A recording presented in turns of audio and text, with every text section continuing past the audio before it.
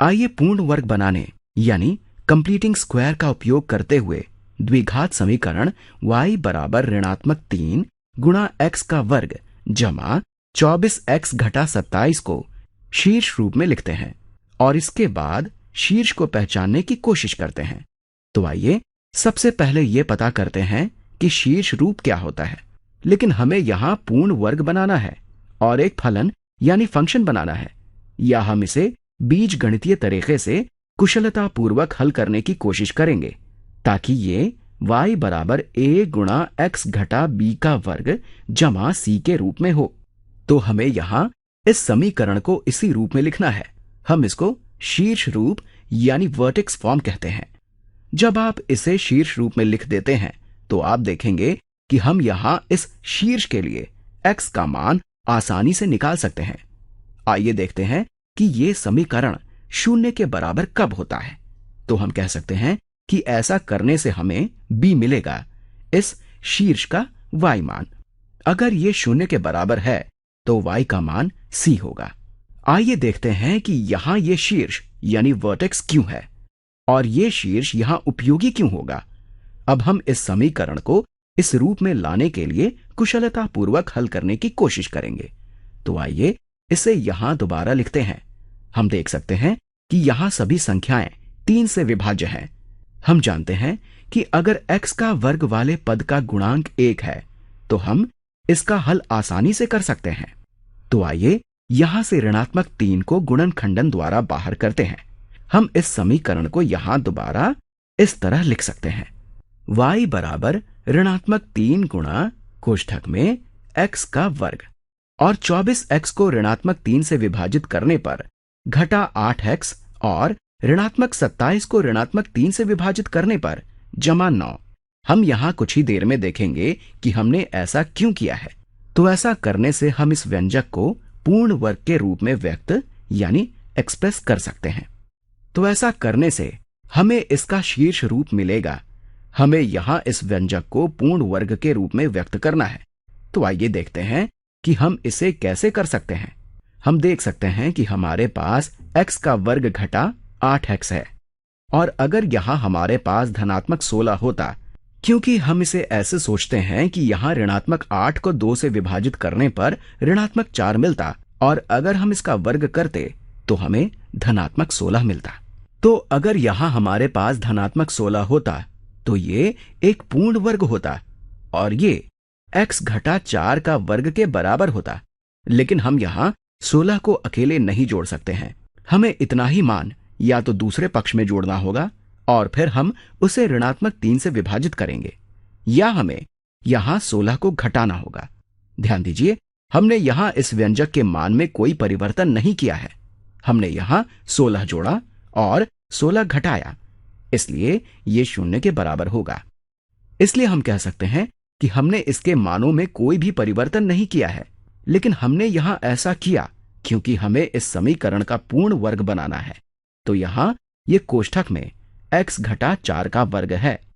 अगर आप अभी भी भ्रमित हैं कि हमने यहां 16 ही क्यों जोड़ा, तो मैं बताना चाहता हूं कि मैंने ऋणात्मक 8 लिया, इसे 2 से विभाजित किया तो ऋणात्मक 4 मिला और फिर इस ऋणात्मक 4 का वर्ग किया। तो यहां ये ऋणात्मक 4 का वर्ग है। अब हमें इतना ही मान यहां से घटाना होगा ताकि इस समीकरण के मान में कोई परिवर्तन ना हो। तो यहां ये ऋणात्मक 4 का वर्ग है। ध्यान दें, यहां अभी भी हमारे पास ऋणात्मक 3 है और यहां हमारे पास ऋणात्मक 16 जमा 9 यानी ऋणात्मक 7 है। तो अब यहां हमारे पास ऋणात्मक 3 गुणा ये पूरा व्यंजक है। अब इसे इस रूप में लिखने के लिए हमने यहां इस पूरे व्यंजक को ऋणात्मक 3 से गुणा करना होगा।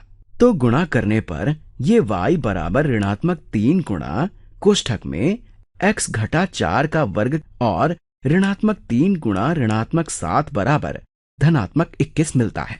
तो इस तरह हमने इसे शीर्ष रूप में बना लिया है। अब अगर आप सोच रहे होंगे कि हम यहां से शीर्ष का मान कैसे निकालें, तो मैं बताना चाहता हूं कि हमें x का मान ऐसे लेना है ताकि ये 0 के बराबर हो जाए। तो यहां x घटा 4 बराबर 0 होगा। यहां दोनों तरफ 4 को जोड़ते हैं तो ये x बराबर 4 होगा और अगर x बराबर 4 है तो ये 0 के बराबर होगा, इसलिए ये पूरा 0 के बराबर होगा, इसलिए y बराबर 21 होगा। अब हम कह सकते हैं कि इस परवलय का शीर्ष बिंदु 4,21 पर होगा। चलिए इसे आलेख पर दर्शाते हैं। तो ये हमारा y अक्ष है और ये हमारा x अक्ष है और ये हमारा बिंदु 4,21 है। अब ये इस परवलय का या तो न्यूनतम बिंदु या उच्चतम बिंदु होगा।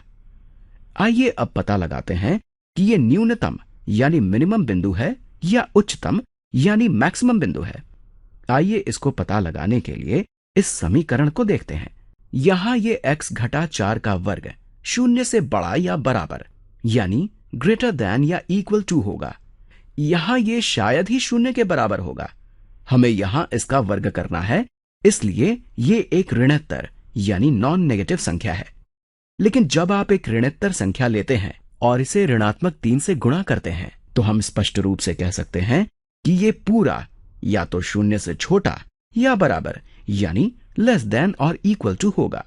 तो अब हम कह सकते हैं कि इस समीकरण का उच्चतम मान यानी हाईएस्ट वैल्यू तब मिलेगा जब ये व्यंजक 0 के बराबर होगा और ये समीकरण 0 के बराबर तब होगा जब x बराबर 4 और y बराबर 21 होगा। इस तरह ये इस फलन का सबसे उच्चतम मान है।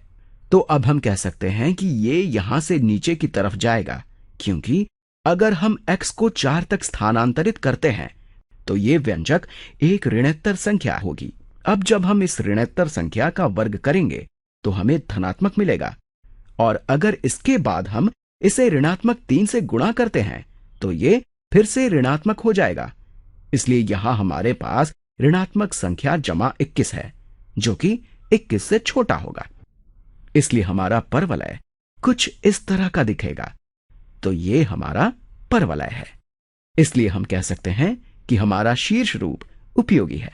हमने यहां इस समीकरण को अलग अलग भाग में करते हुए इसके मानों को परिवर्तित कर दिया है, जिससे हम आसानी से इसके उच्चतम मान को निकाल सकते हैं। तो इस तरह ये हमारा शीर्ष है। हमने इस शीर्ष को पता लगा लिया है क्योंकि यहां हमारे पास x बराबर 4 है और हम y का मान आसानी से निकाल सकते हैं। यहां हमारे पास इसका ऋणात्मक गुणांक यानी नेगेटिव कोएफिशिएंट ऋणात्मक 3 है।